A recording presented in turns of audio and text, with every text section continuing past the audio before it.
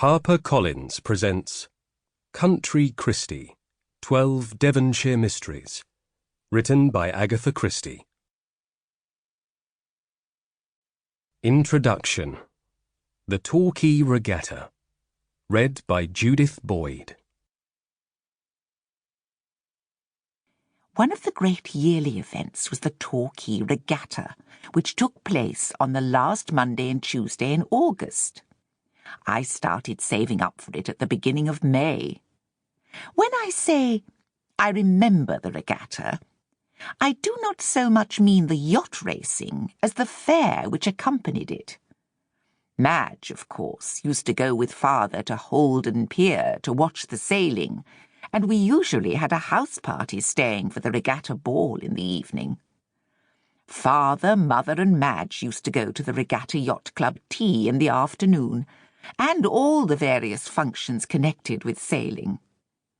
Madge never did more sailing than she could help, because she was throughout her life an incurably bad sailor.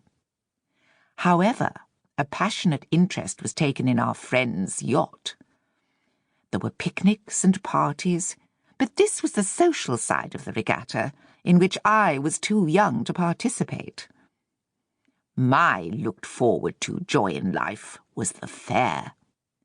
The merry-go-rounds where you rode on horses with manes, round and round and round, and a kind of switchback where you tore up and down slopes. Two machines blared music, and as you came round on the horses and the switchback cars, the tunes combined to make a horrible cacophony. Then there were all the shows. The Fat Woman, Madame Arensky, who told the future, the Human Spider, horrible to look at, the Shooting Gallery, where Madge and Monty spent always a great deal of time and money. And there were coconut shies, from which Monty used to obtain large quantities of coconuts and bring them home to me. I was passionately fond of coconut. I was given a few shies at the coconuts myself, gallantly allowed so far forward by the man in charge that I sometimes actually managed to knock a coconut off. Coconut shies were proper coconut shies then. Nowadays they are still shies, but the coconuts are so arranged in a kind of saucer that nothing but the most stupendous mixture of luck and strength would topple one. Then one had a sporting chance. Out of 6 shots you usually got 1, and Monty once got 5. The hooplas, the Cupid dolls, the pointers, and all those things had not arrived yet. There were various stalls that sold things. My particular passion was what were known as penny monkeys. They cost a penny, and they were fluffy little representations of monkeys on a long pin which you stuck into your coat. Every year I purchased 6 to 8 of these and added them to my collection. Pink, green, brown, red, yellow. As the years went by, it became more difficult to find a different colour or a different pattern. There was also the famous nougat, which only appeared at the fair. A man stood behind a table chopping nougat from an enormous pink and white block in front of him.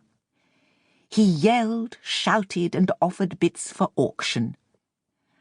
"Now, friends, 6pence for a stupendous piece. All right, love, cut it in half. Now then, what about that for 4pence? And so on and so on. There were some ready-made packets which you could buy for 2pence, but the fun was entering the auction. There, to the little lady there. Yes, 2pence halfpenny to you." Goldfish did not arrive as a novelty in the regatta until I was about 12. It was a great excitement when they did.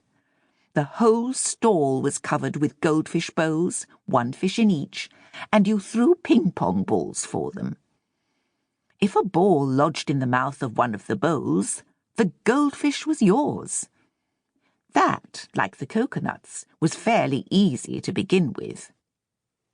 The first regatta they appeared, Sample complete. Ready to continue?